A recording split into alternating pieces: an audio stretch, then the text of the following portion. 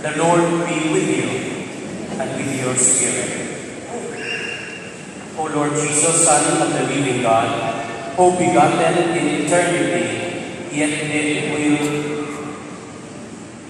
to be born in time, who dost love the innocence of childhood, and didst lovingly embrace and bless the little children who were brought to thee. Anticipate the needs of these children with thy tender blessings, and grant that no evil be corrupt them, their mind, but that advancing in age, in wisdom, and in grace, they may live so as to please thee always. Thou would those live and reign with God the Father, in the unity of the Holy Spirit, God, forever and ever.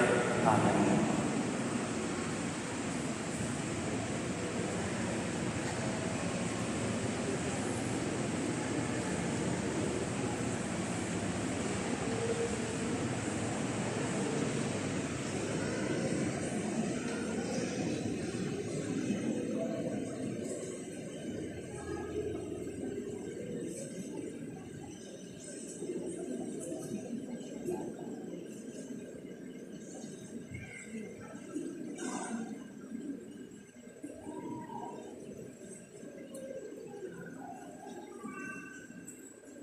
Panindog palihog ang tanan.